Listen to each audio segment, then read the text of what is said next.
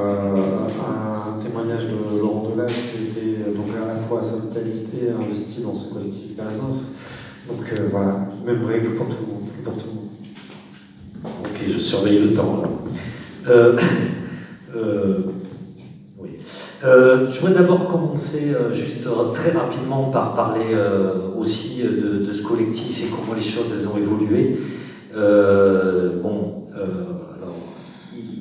Ce collectif, il est né en 2019, au moment de la bagarre des retraites, et il est parti du constat, comme le dit Julien, c'est-à-dire qu'il y avait quand même pas mal de militants qui participaient aux manifestations des Gilets jaunes, qui étaient dedans, parce que oui, il y avait une lutte de classe qui se passait. Moi, je me rappelle à l'époque, on a fait une grève sur les salaires dans mon entreprise, je suis militant de CGT à la Monnaie de Paris. On avait invité les Gilets jaunes à venir, etc. Nous, on pensait justement que c'était l'occasion qu'il y ait un mouvement général qui puisse faire tache d'huile sur la question des salaires quand les Gilets jaunes étaient dans la rue. À l'époque, je trouve que les directions syndicales étaient regardaient ça de très loin. C'est aussi ces débats qu'on a voulu porter à l'époque, parce que je crois qu'il y a quelque chose qui est en train d'évoluer, de se passer. Donc je vais y revenir, en particulier sur ce qu'on appelle le dialogue social, effectivement, qui non seulement ne marche pas, mais ils ont vraiment une politique à l'envers d'un gouvernement qui est vraiment à l'offensive et qui nous pose le problème de comment agir aujourd'hui pour vraiment inverser les choses. Le collectif, cette année y compris, lors de la bagarre des retraites, une de ses premières actions, d'abord il s'est élargi, comme le racontait Delphine, on est devenu une AG de lutte, parce qu'en fait d'autres collectifs se sont remis en route, et ça a permis quand même de prendre toute une série d'initiatives, dont la première, ça a été d'aller devant une grève du HLU, qui était justement en situation dégueulasse, en lien avec des camarades syndicalistes et puis des grévistes, pour y compris les aider dans leur propre bagarre face à la Poste, qui était vraiment... ils réclamaient 7 € et la Poste les a laissés vraiment sans la moindre discussion. C'était vraiment une situation dégueulasse. Donc c'était aussi dans le cadre de cette solidarité et pour montrer que ces choses-là étaient possibles. Après, on a fait toute une série de blocages, de distribution de ronds-points, et parce qu'il nous semblait que le calendrier fixé par l'intersyndicale, ça a été aussi ça le problème du mouvement. C'est que oui, il y avait beaucoup de monde et tant mieux, mais en même temps, on avait un calendrier fixé sur les échéances particulières et parlementaires d'un gouvernement où assez vite tout le monde a compris qu'ils iraient aux forces, qu'ils passeraient le 49.3, qu'ils utiliseraient les CRS, qu'ils utiliseraient les flics, et qu'importe, on y va.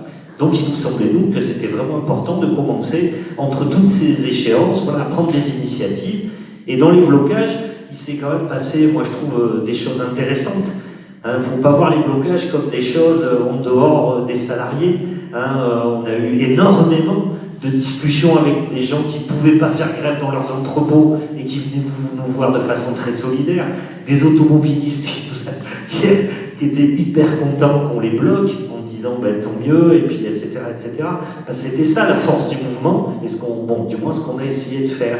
Dans les initiatives, on a pris aussi les marches au flambeau. On en a fait plusieurs. Et là aussi, moi, la FSU, de ce point de vue-là, avait répondu présent. On avait invité l'intersyndicale, malheureusement, ils n'ont pas voulu venir. Je trouve que c'est dommage, parce que c'était vraiment là aussi l'idée, c'était des manifs où c'était l'occasion de descendre dans la rue, de convaincre, de montrer à des gens qu'il y avait une contestation qui était en train de se développer. Et ça, je crois que c'était vraiment important. Je termine aussi, parce que plusieurs en ont parlé, je crois que c'est là aussi très important, c'est la question de la solidarité face à la répression. On a été de tout, c'est-à-dire que ce soit les militants syndicaux réprimés, que ce soit les jeunes, que ce soit... il y a eu quand même toute une série d'attaques vraiment dégueulasses de la part du pouvoir, y compris qui continuent aussi contre les copains gilets jaunes, etc. Je crois qu'il faut en être. Et pas se dire simplement, on intervient que sur les militants syndicaux. Il y a vraiment une attaque globale. Les jeunes qui ont été nassés à la manif du 1er mai, c'était une attaque contre l'ensemble des gens qui étaient à cette manifestation. Elle visait à couper la manifestation d'eux, etc., etc. Voilà. Là aussi, je crois qu'il faut prendre la mesure aujourd'hui de l'offensive en route et comment justement on y réagit et faire que, ben voilà, au niveau de l'ensemble des organisations, ça répond. Alors, excusez-moi. Ensuite, bon, par rapport, je voulais maintenant dire un mot sur le bilan et les leçons du mouvement. Bon, j'en ai parlé, moi je crois qu'il y a plusieurs leçons à tirer. Il y a, bon, d'abord, l'aspect oui, on a perdu, on n'a pas gagné sur les retraites, c'est clair.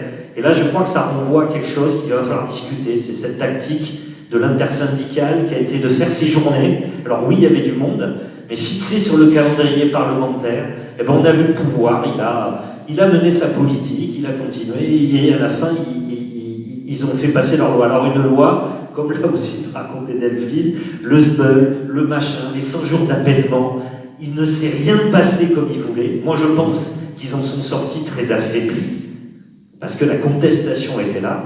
Mais encore faut-il aujourd'hui discuter de ces bilans et comment on continue à les mettre en œuvre. Parce que c'est un peu ça le problème. Où on fait comme si ce mouvement est passé, et puis quelque part on reprend le business as usual, comme on dit, le dialogue social, entre parenthèses, il suffit de voir cette conférence sociale de la rentrée, enfin, sur les salaires, il n'y a rien, voilà, le gouvernement vend que dalle.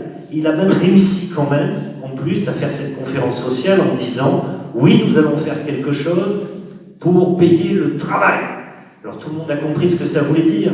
Ça prépare la saloperie qu'il est en train de faire contre les chômeurs et les précaires. Voilà, ça c'est pas dénoncé aujourd'hui, c'est bien dommage. Parce que le gouvernement, il est à l'offensive, il n'a pas changé sa politique, c'est les 49.3, etc., etc. Et je crois que c'est de ça dont il faut qu'on parle. C'est d'ailleurs une leçon, je pense, et quelque part qui s'est largement étendue, c'est-à-dire dans le monde du travail, beaucoup de gens ont pigé, voilà, le gouvernement, c'est, voilà, que ce soit les institutions, le Parlement, etc., ils s'en foutent, c'est le 49.3, la répression, si c'est dans l'intérêt des actionnaires, on y va, point barre. Et ça, c'est quelque chose qui s'est réellement étendu. Les Gilets jaunes posaient souvent ce problème en dénonçant justement pas seulement la revendication immédiate, mais y compris ils avaient une formule, moi que je trouve très juste, on veut pas des miettes, on veut toute la boulangerie. Je crois que c'est ça qu'il faut qu'on discute, c'est comment, aujourd'hui, le pouvoir qu'on a en face de nous, c'est pas une démocratie, je sais pas quoi, c'est un exécutif des intérêts des actionnaires, voilà. Et c'est ça qu'ils sont en train de mettre en œuvre, et c'est ça qu'il faut qu'on voie et qu'on combatte, voilà. Et c'est ça qui définit ce besoin de convergence dans les entreprises, hors des entreprises, pour en particulier, si on prend par exemple la question des salaires aujourd'hui, où voilà, on voit bien que les gens sont touchés de façon violente, on voit bien qu'il va falloir des luttes contagieuses, pas boîte par boîte, parce qu'on n'y arrivera pas, mais vraiment contagieuses. Et là-dessus, je crois que l'acquis, justement, de ces collectifs, de cette organisation par en bas, de gens qui y prennent, est très, très positif. Et je pense y compris, oui, que les organisations, enfin que les syndicats, ils doivent aider à ça, aider à ce que les travailleurs ils prennent en main leur propre bagarre, ils soient acteurs de ça, qu'ils le propagent.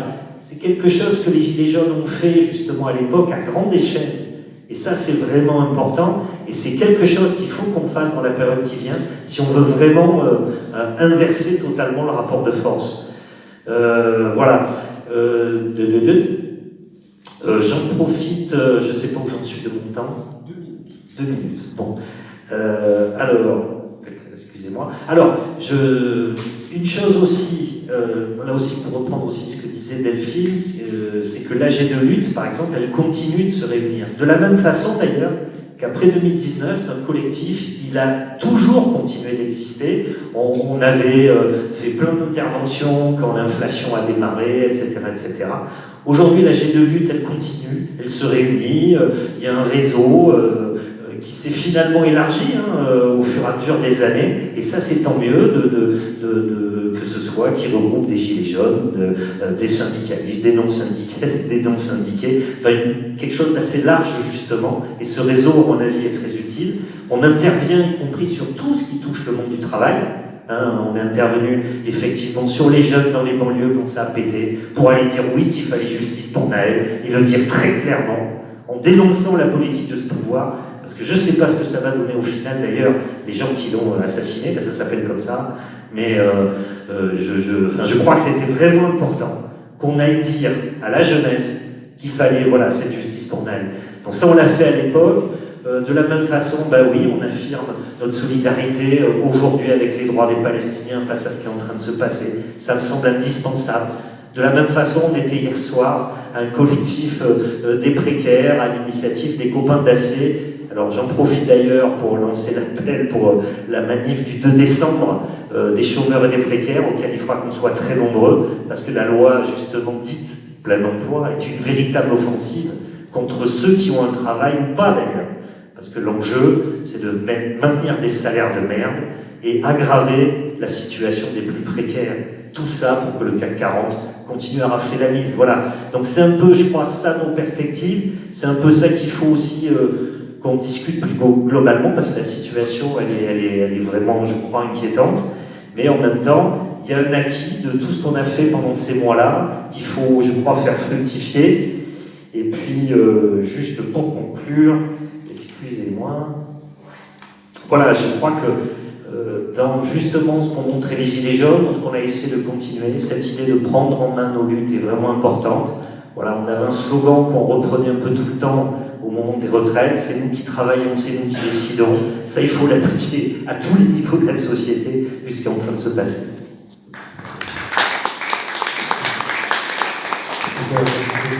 Bon, un rapide mot de conclusion, parce que vraiment c'était absolument passionnant. Souvent après un mouvement qui a échoué dans ses objectifs principaux, on cherche de façon un petit peu artificielle des raisons d'espérer. Moi, ce que je trouve dans tous les témoignages que vous avez livrés ce matin, toutes vos analyses également, c'est que les raisons d'espérer, elles sont toutes sauf artificielles. Il y a des choses très fortes qui sont ressenties de la période, des gros points communs. Il y a évidemment des débats tactiques qui traversent l'ensemble des personnes mobilisées, des organisations. Mais il y a aussi, moi j'en ai fait la liste rapidement, la volonté de dénoncer les manquements démocratiques flagrants du gouvernement, la volonté de s'attacher à une lutte contre la répression tous ensemble, la volonté de maintenir une unité d'action et sur le long terme. Donc on voit qu'il y a quelque chose qui est en train d'être généré par cette période qui est absolument forte, très forte. Souvent le mot de convergence est une sorte de vœu pieux, et là on voit qu'on est en train de le mettre en œuvre, soit au niveau de la base par tout un certain nombre de collectifs, soit à l'échelle des organisations également. Donc c'est quand même des acquis de la période qui sont absolument déterminants, je pense, pour pouvoir affronter la suite. Moi, c'est ce que, et vraiment, j'ai l'impression de ressortir avec un peu plus de beau cœur que la façon dont je suis rentré. J'ai l'impression que ça peut être le cas dans la salle. Et je vous propose de continuer la discussion autour d'un café, puisqu'on n'a pas vraiment le temps de prolonger l'échange, mais qu'on peut le faire. J'espère qu'il y a aussi des petits gâteaux, tu me diras. On verra là-haut. On va monter avec l'espoir qu'il y a du café et peut-être un petit.